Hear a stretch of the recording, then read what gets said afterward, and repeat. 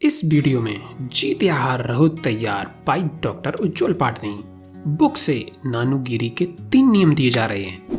अब आप सोच रहे होंगे कि आखिर नानुगिरी है क्या।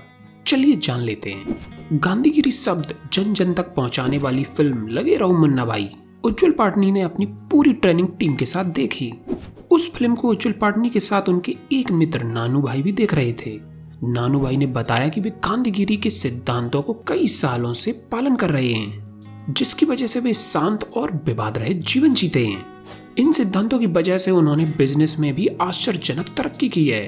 वे गांधी जी के बहुत बड़े फैन थे। सब कुछ खत्म हो जाने के बाद 52 साल की उम्र में 60,000 रुपए से शुरू करके 15 करोड़ तक पहुंचे थे। उनके सिद्धांतों को उज्जवल पाटनी ने नाम दिया नानुगिरी। नानुगिरी के सिद्धांतों को उज्जवल पाटनी और उनकी टीम ने व्यक्तिगत जीवन और कार्य क्षेत्र में अपनाना शुरू किया तो शानदार रिजल्ट मिलने शुरू हुए। इन सूत्रों ने उज्जवल पाटनी की टीम की नकारात्मक भावनाओं को कम करने में काफी मदद की। गुस्से और चिड़चिड़ेपन को भी कम करने में कुछ लोगों को मदद मिली। तो नानुगिरी के 3 असूलों को अच्छे से समझने के लिए उज्जवल पाटनी ने 3 कहानियों का सहारा लिया है, जो इस प्रकार हैं।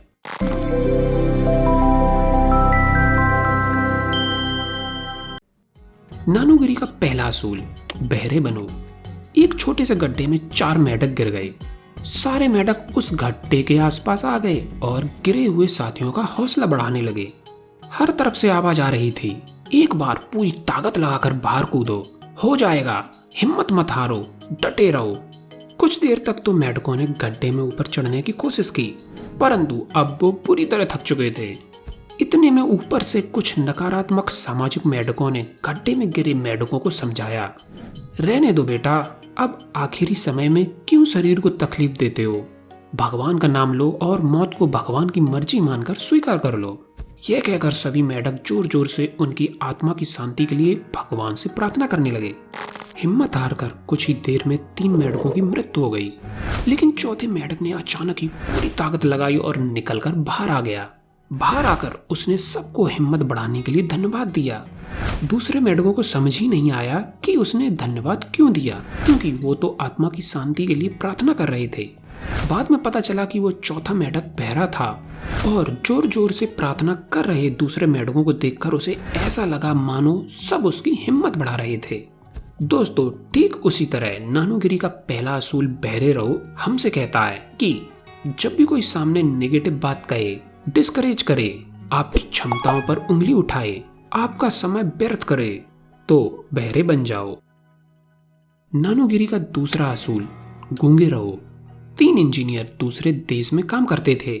किसी बात पर वहां का राजा उनसे गुस्सा हो गया और उन्हें मौत की सजा सुना दी। उन इंजीनियरों ने राजा के सामने बहुत विनती की तो राजा ने कहा, मैंने तो फैसला सुना दिया, अब ऊपर वाले की इच्छा होगी तो वह तुम्हें बचा लेगा। वहां मशीन से गर्दन काटकर मौत की सजा देने का असूल था। निर्धारित तिथि पर जब उन्हें ले जाया जा रहा था तो उनसे सहानुभूति रखने वाले एक वरिष्ठ व्यक्ति ने कहा, चाहे जो भी हो जाए वहां कुछ भी मत बोलना, गूंगे बने रहना।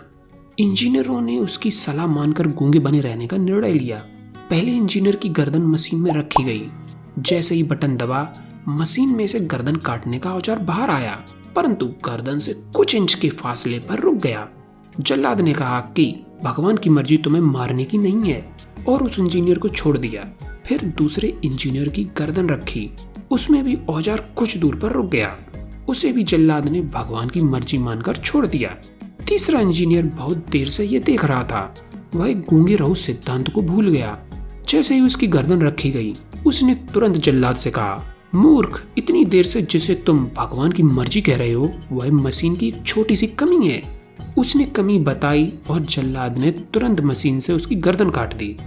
दोस्तों, ठीक उसी तरह नानुगिरी का दूसरा असूल गूंगे रहो यह कहता है कि जब भी स्थिति विवाद की बन रही हो, जब भी आपका बॉस, पति या पत्नी बहुत गुस्से में हो, उस वक्त आपका बोलना आग में घी की तरह काम करेगा।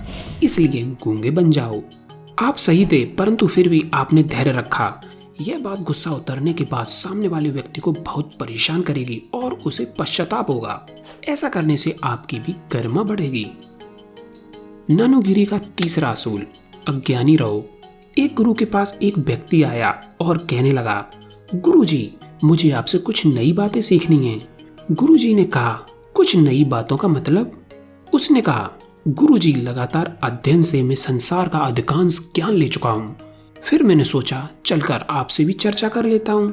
यदि कुछ नया होगा तो सीख लूंगा। गुरुजी ने 2 खाली कप और चाय की केतली मंगाई। पहले खुद के कप में चाय डाली और फिर उस व्यक्ति के कप में चाय डालनी शुरू की। गुरुजी चाय डालते गए, उसका कप भर गया और चाय बाहर गिरने लगी। उसने कहा, गुरुजी, कप भर गया, चाय बाहर गिर रही है। गुरुजी ने कहा, जिस तरह इस भरे कप में चाय डालने से बाहर गिर रही है, यह कप अब और चाय नहीं ले सकता। ठीक उसी तरह मैं तुम्हारे भरे दिमाग में और ज्ञान कहाँ से डाल सकता हूँ? यदि ज्ञान चाहते हो तो पहले अपना दिमाग खाली कराओ। दोस्तों, ठीक उसी तरह यदि आप भी जीवन में कुछ पाना चाहते हैं तो अज्ञानी बन जाइए और ज्ञान को भीतर आने दीजिए। ये दुनिया ज्ञानियों से भरी पड़ी है। कुछ ज्ञानी ऐसे हैं जो सब कुछ जानते हैं परंतु कुछ भी जीवन में नहीं उतारते।